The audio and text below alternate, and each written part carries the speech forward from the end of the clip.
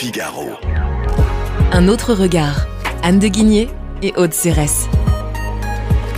Bonjour Anne de Guigné. Bonjour Aude Cérès. Dans votre chronique Un autre regard, vous nous parlez aujourd'hui d'écologie. Oui Aude, donc l'écologie c'est un sujet évidemment crucial, mais ce qui m'a frappé c'est la manière dont ce sujet est abordé en France. La semaine dernière, tout le petit monde écologiste s'est ainsi beaucoup ému de la dissolution du collectif Les Soulèvements de la Terre. Vous savez, ce mouvement de lutte qui avait notamment organisé, en parfaite négation de l'état de droit, les manifestations contre les méga-bassines de Sainte-Soline. A contrario, quasiment personne n'a commenté le fait que les 27 ministres européens de l'énergie n'ont malheureusement pas réussi à s'accorder sur la réforme du marché européen de l'électricité. Alors c'est une réforme très complexe, mais aux objectifs ambitieux. Donc le but de cette réforme, c'est de sécuriser, idéalement dès l'hiver prochain, les consommateurs d'énergie, mais aussi d'orienter les investisseurs vers les énergies décarbonées. Et pourquoi ce sujet vous semble-t-il si important, Anne ? C'est derrière la complexité financière des débats, on ne va pas rentrer aujourd'hui dans ces débats, mais donc derrière cette complexité, l'objectif, en fait, tout simplement du texte en préparation, c'est de tenter d'assurer l'abondance énergétique en Europe pour les prochaines années. Et en fait, cette idée d'abondance énergétique, à mon sens, c'est vraiment le sujet central de la transition écologique. C'est un enjeu colossal,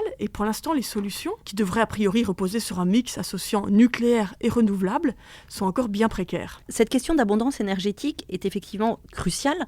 Pour quelles raisons ? En fait, c'est sans doute Jean-Marc Jancovici qui l'a le mieux démontré. Il existe un lien direct, nous montrent ses travaux, entre démographie, mode de vie contemporain et urbain, et abondance énergétique. Si on renonce à l'une, à l'abondance énergétique, tous nos modes de vie vont devoir être totalement bouleversés. D'où d'ailleurs la joyeuse résignation avec laquelle les décroissants envisagent cette perspective. Et ce qui m'a intéressé, c'est de voir qu'en fait, l'humanité a déjà connu un moment très proche où l'énergie a semblé manquer. Au tout début de l'ère industrielle, donc avant la révolution, qui a été permise par la généralisation de l'utilisation du charbon, à la fin du XVIIIe, les hommes disposaient essentiellement du bois comme principale source d'énergie, à côté de la force hydraulique, de celle du vent, et puis évidemment de la force des animaux ou même de la force humaine. À l'époque, toute l'Europe était tendue vers la production de ce charbon de bois, au point où, selon les chroniques de ce temps, les plus pauvres ne pouvaient plus certains hivers se chauffer. Dans ses Économies royales, un des premiers livres d'économie, au début du XVIIe, Sully, qui était le surintendant des finances d'Henri IV, s'inquiète ainsi de la disparition programmée du bois et de l'inflation qu'elle entraîne. Il prévoit des décennies à venir où, là je cite Sully,